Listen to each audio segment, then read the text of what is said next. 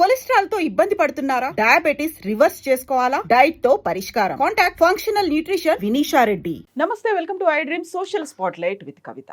I Bomma రవిని arrest చేసిన తర్వాత విభిన్నమైనటువంటి వాదనలు, భిన్న కోణాలు కూడా బయటకు వస్తున్నాయి. రవికి సామాన్య ప్రజల నుంచి మద్దతు లభిస్తోంది. ఎట్ ద సేమ్ టైం ఆయన కేసుని మేము ఉచితంగా వాదిస్తాము అని చెప్తున్నటువంటి అడ్వకేట్ల నెంబర్ కూడా పెరుగుతోంది. మరి పర్టికులర్గా అటు ఫిల్మ్ ఇండస్ట్రీ నుంచే ఇంత పెద్ద అపోజ్ అనేది ఎందుకు వస్తుంది? యాక్చువల్గా అరెస్ట్కి సంబంధించి బోల్డ్ అన్ని వెలికి రాని నిజాలు ఎన్నో ఉన్నాయనేటువంటి వాదన కూడా ఉంది. మనతో పాటుగా ఉన్నారు హైకోర్టు అడ్వకేట్ కాంపెల్లి ఉదయకాంత్ గారు. నమస్తే అండి. Good morning madam. ఎలా ఉన్నారు మీరు? ఐఎమ్ గుడ్ మేడం, మీరు ఎలా ఉన్నారు? ఐఎమ్ గుడ్ అండి. సో రవి అరెస్ట్ తర్వాత వినిపిస్తున్నటువంటి డిఫరెంట్ ఆస్పెక్ట్స్ అనేవి ఉన్నాయి. అన్నీ కాంట్రాస్ట్గా ఉన్నాయి. At the same time public నుంచి ఒక రాబిన్ హుడ్ అనేటువంటి ఒక ఇమేజ్ అనేది కూడా కనిపిస్తుంది. ఆయనకే మా మద్దతు అనేది. But at the same time ఆయన ఎన్కౌంటర్ చెయ్యాలి అనేటువంటి ప్రొడ్యూసర్ల వాదన కూడా వినిపిస్తుంది. ఏంటి ఇన్ని రకాల భిన్న కోణాలు ఇంతకుముందు ఎప్పుడు కనిపిస్తున్నాయి ఎందుకు? Certainly yes madam. First of all మీకు నేను థ్యాంక్స్ చెప్పాలి, ఎందుకంటే ఒక గుడ్ టాపిక్ తీసుకున్నారు అండ్ మీ ఇంటర్వ్యూస్ అంటే కూడా నాకు చాలా ఇష్టం. I really admire your interviews and ఒక మంచి టాపిక్ మీద మీతో నేను పార్టిసిపేట్ చేయడం I'm very happy for that. And ఏంటంటే మేడం, మంచి టాపిక్ అని ఎందుకు అంటున్నానంటే ఇట్స్ అనే మెసేజ్ ఓరియంటెడ్ ఇన్సిడెంట్. ఇప్పుడు ఏదైతే జరుగుతుందో ప్రతి ఒక్కరూ ఒక సినిమా అనగానే ఇమోషనల్ అటాచ్మెంట్, ఇమోషనల్ బాండింగ్ ఒకటి ఉంటుంది. అంటే ఒక సింపుల్ ఎగ్జాంపుల్ చెప్తా. పెళ్ళైన న్యూ కపుల్స్కి కూడా మాట్లాడుకున్నప్పుడు ఏదైనా మంచి సినిమాకి వెళ్దామా, పార్క్కి వెళ్దామా, హనీమూన్ కంటే ముందు కూడా వాళ్ళ సినిమాకి వెళ్దామా అనుకునే థాట్ ప్రాసెస్లో ఉంటున్న అంటే ఒక వాట్ యు కాల్ లైక్ మంచి ఇమోషనల్ బాండింగ్ టచ్ అనేది ఆ సినిమాకు ఉంటుంది. That is the reason why people are respecting and admiring movies so much. అటువంటి మూవీస్ని ఈరోజు అందుబాటులో లేని పరిస్థితులు ఈరోజు తీసుకురావడానికి గల కారణాలు నేటి ప్రొడ్యూసర్స్, నేటి హీరోస్ హై రెమ్యునరేషన్స్ తీసుకోవడం, లేకపోతే హై కాస్ట్తోని మూవీస్ ప్రొడ్యూస్ చేయడం. అది ఒక కామన్ మ్యాన్కు రీచబుల్ లేదు. అండ్ ఒక కామన్ మ్యాన్ మాత్రమే ఈ రోజులలో వాళ్ళకున్న స్కెడ్యూల్స్లలో ఇప్పుడు మాకు లాంటి అడ్వకేట్స్, లేదంటే హై బిజినెస్ పీపుల్, లేకపోతే బిగ్ పొలిటీషియన్స్ ఎక్కువ టైం వేస్ట్ ఇచ్చారు సినిమాకి చూడడానికి. బట్ ఏమవుతుందంటే ఒక కామన్ పీపుల్ ఎవరైనా రిలాక్సేషన్ గురించి కానీ, లేకపోతే ఫ్యామిలీతో ఇట్లా హ్యాపీగా గడపాలని అనుకున్న వాళ్ళు ఎక్కువ సినిమాలకు వెళ్తారు. ఇప్పుడు ఏమవుతుందంటే ఎప్పుడైతే ఐ బొమ్మ రవిని అరెస్ట్ చేసినారో చాలామంది common people at the single స్ట్రెచ్లో, అంటే నేను ఎప్పుడు చూడనంత రియాక్షన్ ఈరోజు కేవలం ఈ ఇమ్మర్తి రవి మీద లేకపోతే ఐ బొమ్మ న్యూస్ మీద ఎందుకు వస్తూ ఉన్నదంటే, ఈరోజు నేను ఇంట్లో కూర్చొని చూడడానికి ఒక యాక్సెస్ నాకుంది. నేను ఏదైతే చూడలేనో, ఏదైతే రీచ్ కాలేనో, ఏదైతే అందుకోలేనో దాన్ని నాకు ఐ బొమ్మ రవి అందించినాడు. అటువంటప్పుడు ఆయన అరెస్ట్ చేయడం ఎవరు టాలరేట్ చేయలేకపోతున్నారు, ఎవరు స్పేర్ చేయలేకపోతున్నారు. That is illegal. 100% ఏదైతే మీరు చూస్తున్నారో అది ఇల్లీగల్. దానివల్ల నష్టాలు ఈ ప్రొడ్యూసర్స్కు, సినిమా ఇండస్ట్రీస్కే కాదు కానీ కామన్ పీపుల్ కూడా వాళ్ళకి నష్టాలు ఉంటాయని చెప్పేసి ఈరోజు సైంటిఫిక్ రీజన్స్ కూడా కొన్ని చెప్తా ఉన్నాయి. ఒకవేళ మనం అందులోకి లాగిన్ అయితే కనుక మన డేటా కూడా వాళ్ళు సెక్యూర్ చేస్తారు. ఈరోజు 5 కోట్ల మంది జనాల డేటా నా దగ్గర ఉంది, లేదంటే కొన్ని 20-21 వేల సినిమాలు నా దగ్గర ఉన్నాయని చెప్పి ఈరోజు ఐ బొమ్మ రవి మాట్లాడుకొస్తున్నాడు. అంటే దాని అర్థం ఏంటంటే ఆయన ఏ డేటానైనా, ఎవరి పర్సనల్ ఇన్ఫర్మేషన్ అయినా కూడా ఆయన సెక్యూర్ చేసి పెట్టుకోగలుగుతారు. ఒక్కసారి ఆ సినిమాకి వెళ్ళిన తర్వాత వీళ్ళ యొక్క ప్రొవొకేషన్ ఏదైతే ఉన్నదో మళ్ళీ అది బెట్టింగ్ యాప్స్ వైపు తిప్పుతూ ఉన్నది. అండ్ ఆ బెట్టింగ్ యాప్స్లో మనం లాగిన్ అయినప్పుడు మన క్రెడెన్షియల్స్, మన బ్యాంక్ డీటెయిల్స్ అన్నీ కూడా వాళ్ళు క్యాప్చర్ చేస్తూ ఉన్నారు. అవన్నీ కూడా వెళ్తూ ఉన్నాయి. వాళ్ళ డేటా అంతా కూడా హోల్డ్ చేసి పెట్టుకుంటున్నాయి ఈ వెబ్సైట్స్ అనేసి ఏదైతే అంటూ ఉన్నారో, దీనివల్ల కూడా ప్రజలకు కూడా నష్టం చేకూరుతూ ఉన్నది అనేది కూడా ప్రభుత్వం ఒక ఇంట్రెస్ట్. సో దీన్ని మల్టీ డైమెన్షన్స్, అన్ని కోణాలు ఆలోచించాలి. So this the right platform. మీరు ఇంటర్వ్యూ చేయడం, నేను రావడం అండ్ మీ ఛానల్ తీసుకోవడము.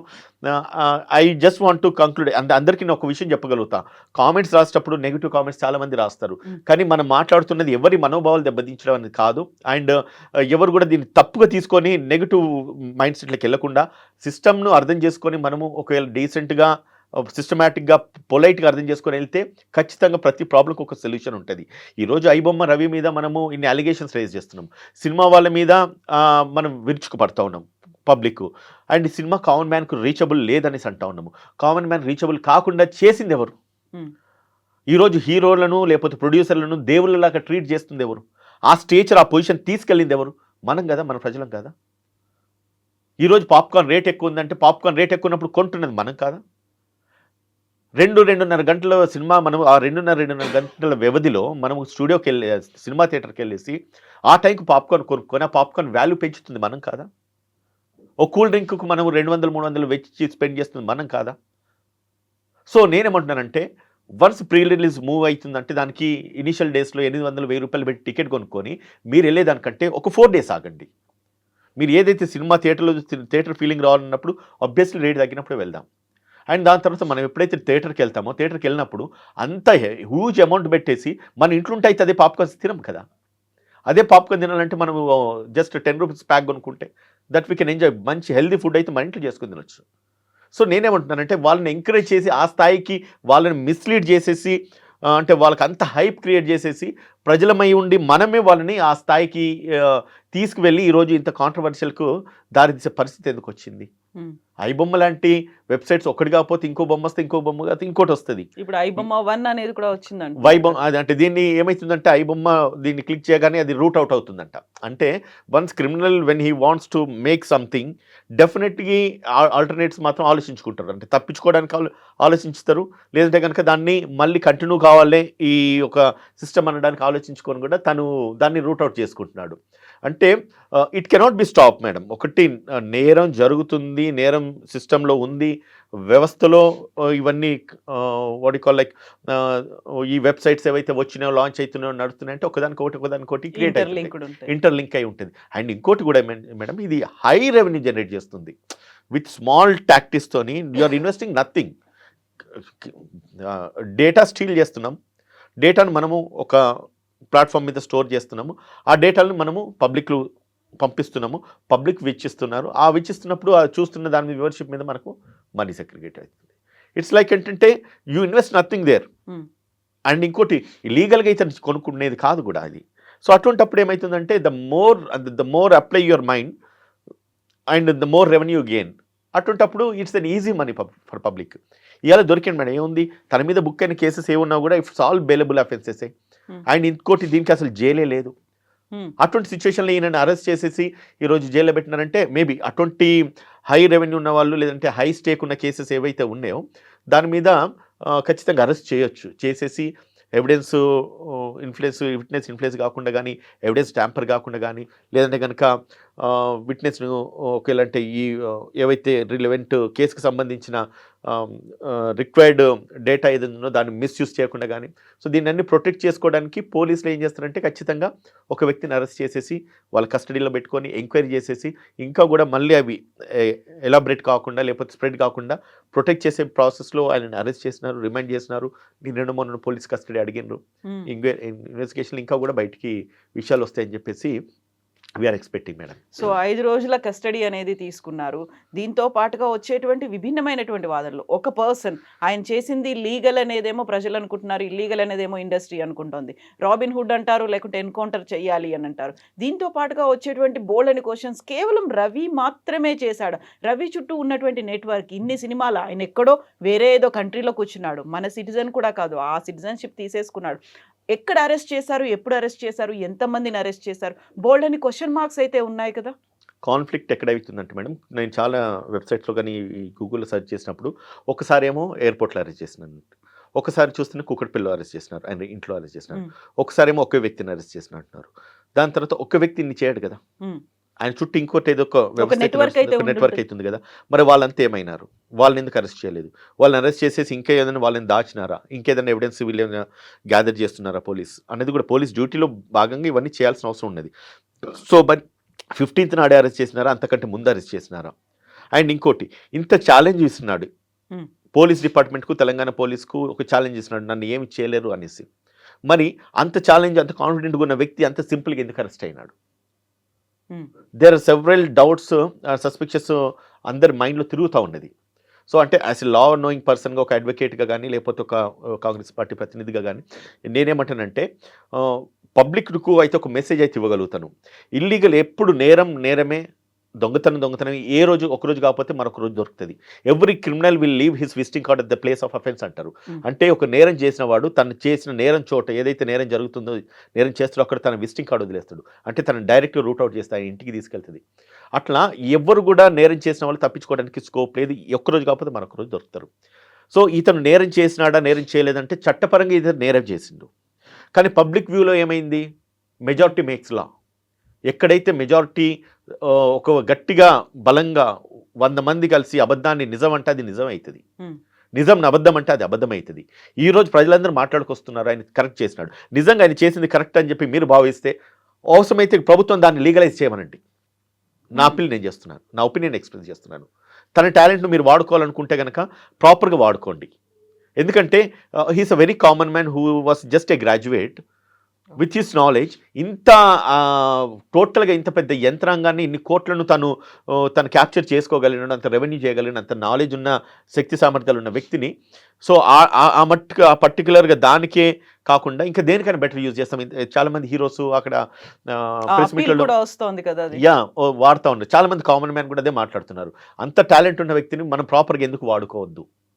ఆయన ఒక ఫ్యామిలీ ఇష్యూలో ఏమీ లేదు అని చెప్పి చీకొట్టి చీదరించి బయటికి పంపించిన వ్యక్తిని, ఫ్యామిలీ వెలివేసిన వ్యక్తిని ఈరోజు తను ఛాలెంజ్గా తీసుకొని అంత సక్సెస్, ఆయన మటుకు అది సక్సెస్. అది ఇన్ టర్మ్స్ ఆఫ్ మనీ అంటారా, in terms of hacking the systems అంటారా, లేదంటే in terms of hacking the data అంటారా, దట్ ఈస్ హిస్ టాలెంట్. అటువంటి టాలెంట్ని ఇంకేదన్నా మనం వాడుకోగలిగితే నిజంగానే బాగుంటుందని చెప్పి నా ఒక message. But criminal is always a criminal, but it should be very కేర్ఫుల్గా చూసుకొని దాన్ని ఆయన ఒక టాలెంట్ ఎట్లా వాడుకోవాలనేది కూడా ఈరోజు ప్రభుత్వము నిర్ణయం తీసుకోవాల్సిన అవసరం ఉంటుంది మేడం. మెజారిటీ మేక్స్ లా అన్నారు. ప్రజలంతా ఏమో ఆయన చేసింది మంచి పని అనుకుంటున్నారు, బట్ అక్కడ ఇంపాక్ట్ పడిందేమో వేల కోట్ల టర్న్ ఓవర్లు ఉన్నటువంటి ఒక ఇండస్ట్రీ మీద పడింది, అలాంటి ఆ బిజినెస్ మీద పడింది. ఈయనకు కూడా 100 కోట్లు వచ్చాయి, బట్ అక్కడ బెనిఫిట్ అయింది ఎవరంటారు? I question you one thing very bluntly అడుగుతున్నాను. 1000 కోట్ల బిజినెస్ ఎవరికి అయింది చెప్పండి? ఇక్కడ నువ్వు చేస్తోందంతా ఫిల్మ్ ప్రొడ్యూసర్స్ ఎవరు ఎంజాయ్ చేస్తున్నారు? అవన్నీ ఎవరు ఎంజాయ్ చేస్తున్నారు? డబ్బంతా ఎవరు? Common man? మళ్ళీ పబ్లికా? వినోదానికి మీకు ఇచ్చే వినోదానికి ఒక్కొక్క హీరోకి 50 కోట్లు 100 కోట్ల రెమ్యునరేషన్ ఈరోజు ఇస్తూ ఉన్నారు. ఎక్కడి నుంచి వస్తున్నాయి ఈ 100 కోట్లు 50 కోట్లు? కామన్ మ్యాన్ పబ్లిక్ నుంచే కదా. నువ్వు ఇన్ని కోట్ల రూపాయలు వెచ్చి చేసి సినిమా తీస్తున్నావు, ఓకే, పబ్లిక్ ఒక అటెన్షన్ డ్రైవ్ చేయడానికి నువ్వు సినిమా తీస్తున్నావు, కాదని అన్ను. వాళ్ళని అట్రాక్ట్ చేస్తున్నావు, నేను కాదని అన్ను.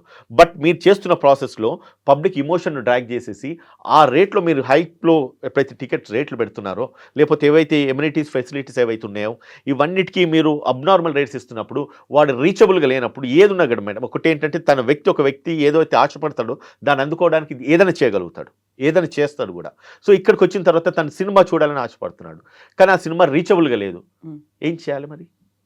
ఆ హీరోని, నువ్వు ఏదైతే క్రేజ్ క్రియేట్ చేసిన హీరోని గుండెల్లో పెట్టుకొని పూజించి ఆరాధించే అభిమానులంతా కూడా నేను అందుకోలేకపోతున్నప్పుడు ఏం చేయాలి చెప్పండి? అడ్డదారులు దొంగదారులు వెతుక్కోవాల్సిందే కదా. అండ్ వీళ్ళు ఇంత అమౌంట్ ఇంత ఇన్వెస్ట్ చేస్తున్నారు ఎందు గురించి? ఎవరి కోసం? Are they doing any charity? For their benefit, right? వాళ్ళొక లాభాల గురించి చేసుకుంటూ వాళ్ళ లాభాలు వాళ్ళు ఎంజాయ్ చేస్తూ ఏదో దేశాన్ని ఉద్ధరించినట్టుగా సినిమా యాక్టర్స్ ఈరోజు ఫీల్ కావాల్సిన అవసరం లేదు. సి కళ్యాణ్ మాట్లాడుతూ ఎన్కౌంటర్ చేయాలంటున్నాడు. What is your authority to make that statement? ప్రభుత్వం ఏమైనా నీకు నౌకర్లా? And encounter is that easy. And encounter యొక్క పదం యొక్క అర్థం, ఆ డెఫినేషన్ నీకు తెలుసా? ఒక వ్యక్తి తన ప్రాణాన్ని కాపాడుకోవడానికి ఇంకొక వ్యక్తి మన ప్రాణానికి హాని చేస్తున్నప్పుడు రైట్ ఆఫ్ ప్రైవేట్ డిఫెన్స్ కింద వాడిని చంపిన నేరం కాదు కాబట్టి పోలీసులకు అది ప్రత్యేక అధికారం ఉంటుంది కాబట్టి వాళ్ళు ఎన్కౌంటర్ ప్రాసెస్లో ఎదుటి వ్యక్తిని మన ప్రాణాలు కాపాడుకోవడానికి ఎన్కౌంటర్ చేస్తారు. అది ఎప్పుడు వాళ్ళు చంపుతున్నారు లేకపోతే మనం చనిపోబోతున్నాము అన్న సిచ్యువేషన్ వచ్చినప్పుడు గత్యంతరం లేక అని చంపితే అది ఎన్కౌంటర్ అవుతుంది. అంతేగాని నీ బిజినెస్ని ఎవడో అడ్డుకున్నాడు, వాడు మూర్ఖుడు, ఇంకోటి చేయొద్దంటే వీని చంపాలి అనే రైట్ నీకు ఎక్కడి నుంచి ఇస్తుంది? అగేన్స్ట్ ద కాన్స్టిట్యూషన్ కదా. అంత వయసు వచ్చి అంత అనుభవం వచ్చిన తర్వాత ఈ ప్రభుత్వ యంత్రాంగాలు లేకపోతే పోలీసులు నీకు నౌకర్లు లేకపోతే మీకెవరు ఏదంటే మన బాబు నౌకర్లు అన్నట్టుగా వాడుకోవడం కరెక్ట్ కాదు కదా. అండ్ ఆ స్టేట్మెంట్ను అన్కండిషనల్గా ఆయన విత్డ్రా చేసుకోవాలి. It's an insult to the police, it's an insult to the government and it's an insult to the constitution. రాజ్యాంగము మనం బతికే రైట్ ఇచ్చింది. నువ్వెవడివ్వండి చెప్పడానికి? అంటే నహమా మదమా? How can you make that statement? నీ అమౌంట్ను నీ బిజినెస్ను నీ ఇంటిని కొలగొడుతుంది అన్నప్పుడు ఎన్కౌంటర్ చేయాలి. మీరు దేశాన్ని ఉద్ధరించారా? ఎట్లా దేశ సేవ చేస్తున్నారా? ఎట్లా మీరేమన్నా? మీరు జనాలని just you are entertaining the people by investing your money and taking their money. వాళ్ళ దగ్గర నుంచి డబ్బులు తీసుకొని నువ్వు ఎంటర్టైన్ చేస్తున్నావు. అండ్ పబ్లిక్ కూడా వాళ్ళు they have to think they అంత అవసరమా? అంత వాళ్ళని అంత హీరోలను చేసి దేవుళ్ళని చేసి చూడాల్సిన అవసరం ఏముంది? నీ తల్లిదండ్రులు నీకు దేవుళ్ళు, నీ గురువులు నీ వీళ్ళు దేవుళ్ళు, నీ ఇంట్లో నీ పిల్లలు లేదంటే కనుక నీ ఫ్యామిలీ వాళ్ళు మనకు ప్రయారిటీ. సో అది కాదని చెప్పేసి వీళ్ళని ఆ స్టేజ్కి మనం తీసుకెళ్ళిన తర్వాత వాళ్ళు ఖచ్చితంగా అడ్వాంటేజ్ తీసుకోరా? ఈరోజు ఐబొమ్మ రవీని అరెస్ట్ చేస్తున్నారు, రేపు ఇంకోటి చేస్తారు. ఈ పబ్లిక్ అంతా కూడా దే ఆర్ గోయింగ్ అండ్ వీళ్ళకు ఫాలోవర్స్ ఎందుకు అవుతా ఉన్నారంటాను నేను. Is it not criminals are not born, they are made అంటారు. వానికి అది మనము ఏదైతే ఎంకరేజ్ చేస్తున్నాం, ఈ బొమ్మని మనం ఎంకరేజ్ చేస్తున్నాము.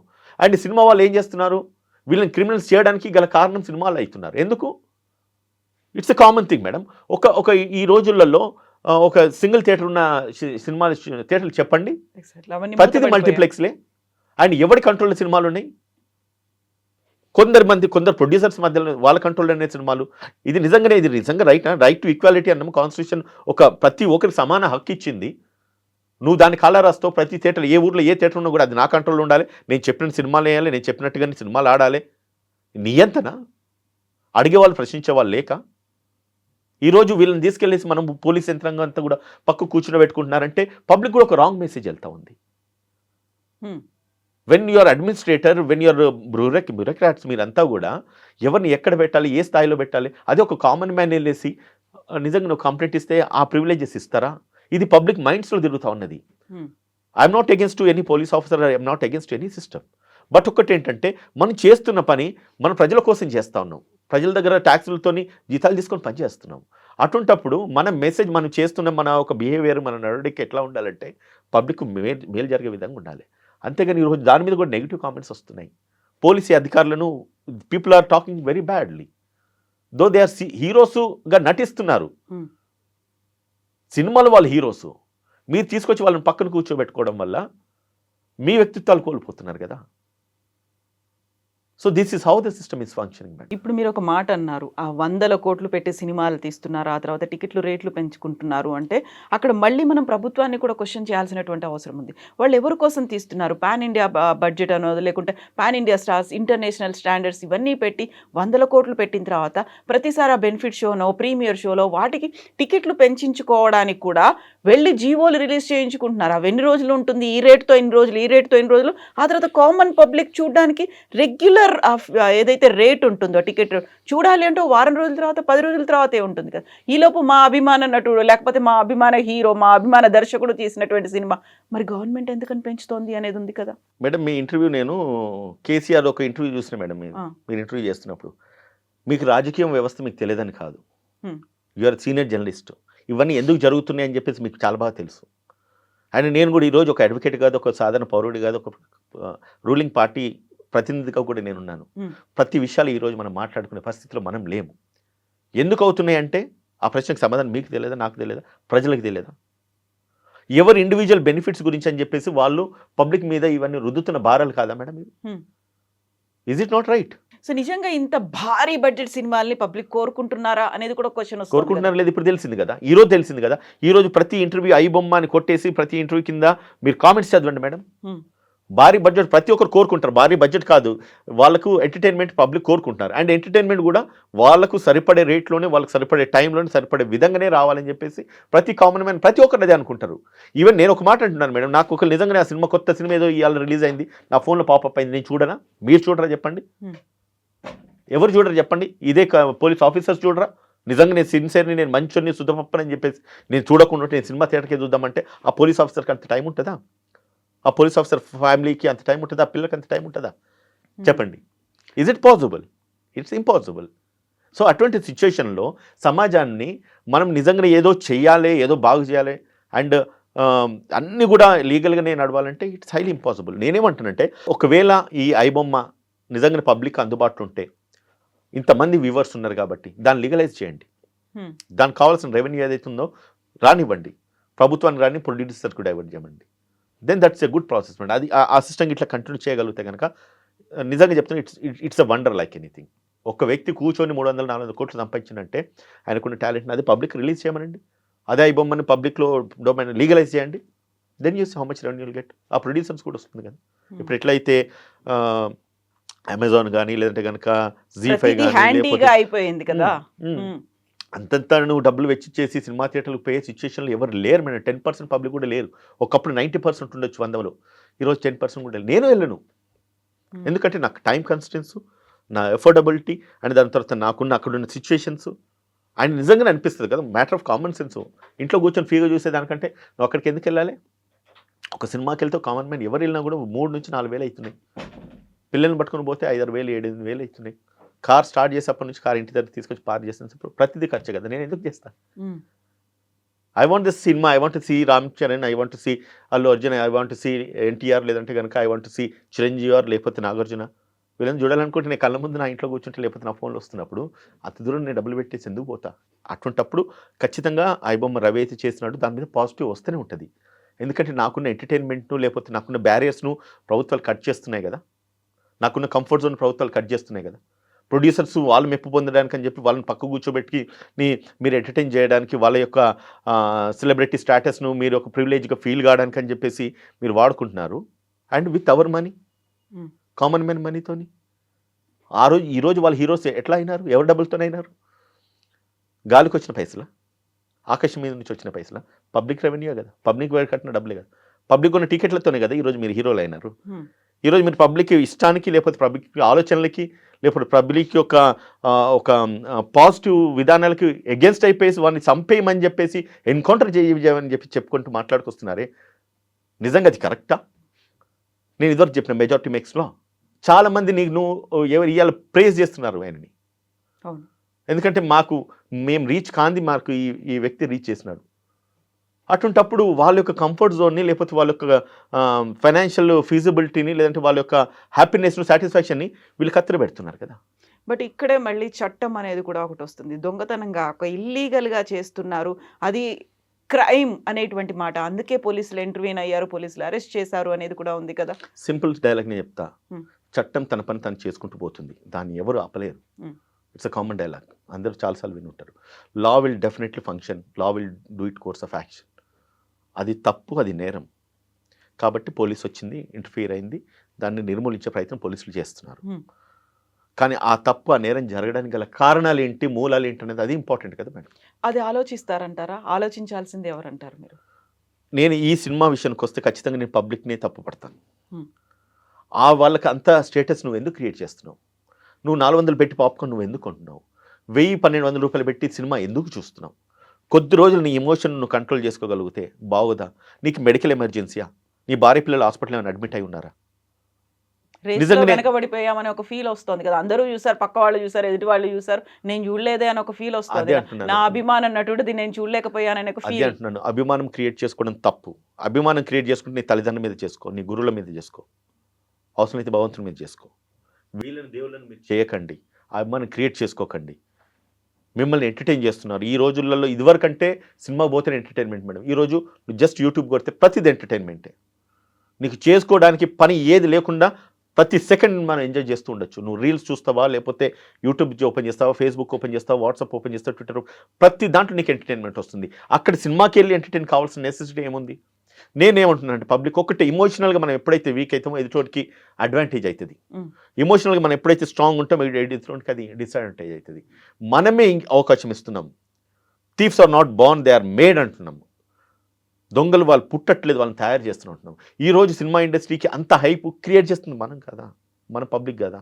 ఈ కామన్ పబ్లిక్ కాదా? మీరు కాదా? మిమ్మల్ని మీరు ఒకసారి క్వశ్చన్ చేసుకోండి. ఐఎమ్ నాట్ సేయింగ్ దట్ వాళ్ళకి ఎగేన్స్ నేను వాళ్ళకి ఐఎమ్ టోటలీ అన్బయాస్డ్గా నేను చెప్తున్నాను. పబ్లిక్ అని కాదు, లేకపోతే సినిమా వాళ్ళకని కాదు. బట్ ఏంటంటే కొంచెం మన ఎమోషన్ మనం కంట్రోల్ చేసుకోగలిగితే things will be in your fold. నువ్వు అంత ఘనము సినిమా ప్రొడ్యూస్ చేస్తున్నారు, తీస్తున్నారు, రిలీజ్ చేస్తున్నారు, ఆ ఎక్స్పెక్టేషన్స్ వీళ్ళకి అబ్వియస్లీ ఉంటాయి. సినిమా ఒక రోజు నిజంగానే మంచి నడవకపోతే ఈ 100 కోట్లు పోయినట్టే కదా. Yes, they are playing a toss.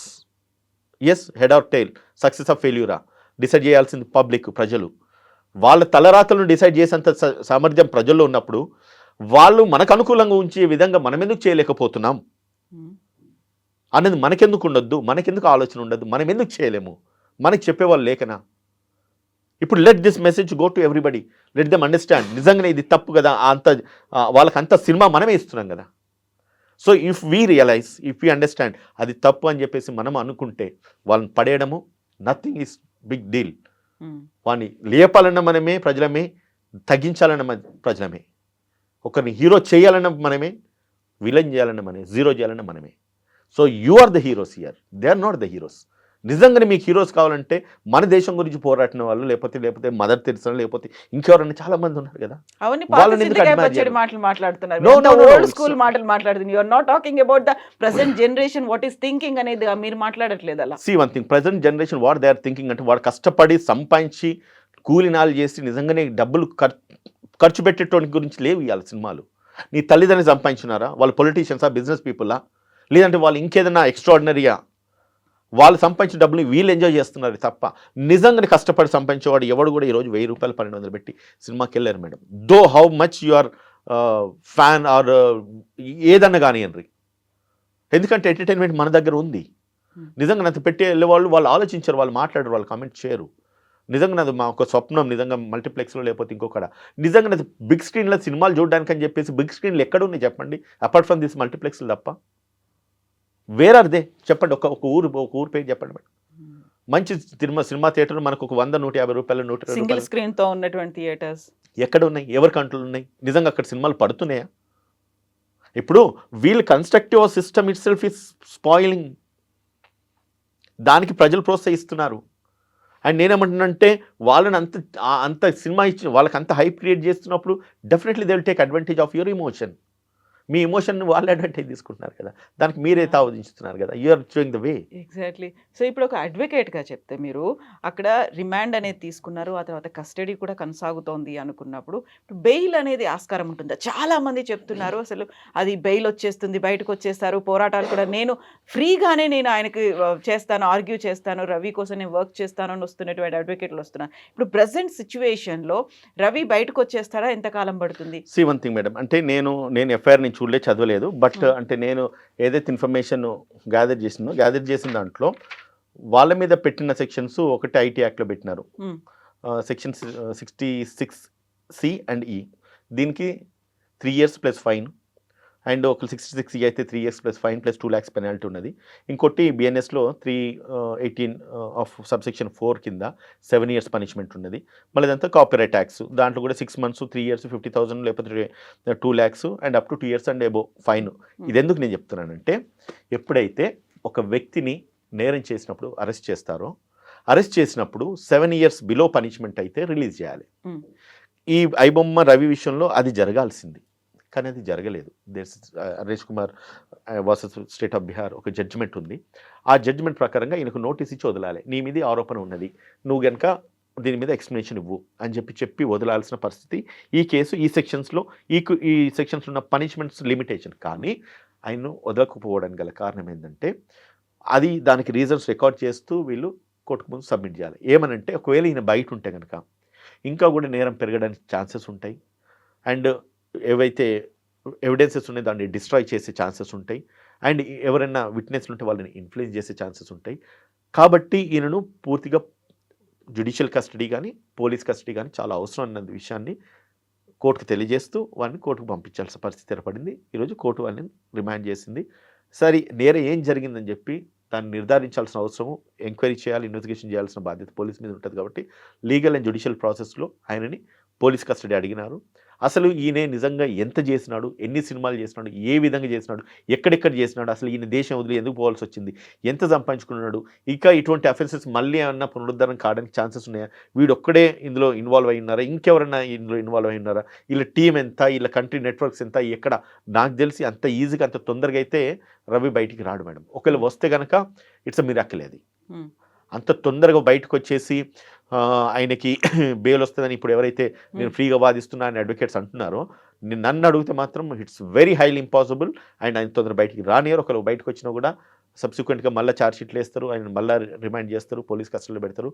Maximum he will be in the jail for nothing less than అంటే 6 months అండ్ అబోవ్ కూడా ఉండే ఛాన్సెస్ కూడా ఉండొచ్చేమనుకుంటున్నాను నేను. ఐఎమ్ నాట్ వెరీ షూర్, అంటే జ్యుడిషియల్ నేను జడ్జి కాదు, I cannot pass those orders. But sequence of events and ఏదైతే ఇక్కడ నడుస్తుందో, అంటే ఎంక్వైరీ ఏదైతే నడుస్తుందో, ఇన్వెస్టిగేషన్ కోణాలను ఆలోచించి అఫెన్స్ మేకౌట్ అయింది, ఎన్నెన్ని దేశాలలో ఆయన తిరిగినాడు, ఎక్కడెక్కడ ఏమేం చేసినాడు, ఆయన ఇక్కడ నిజంగా అరెస్ట్ చేసే రైట్ లేదు, ఎందుకంటే is not the citizen of India, is from other country.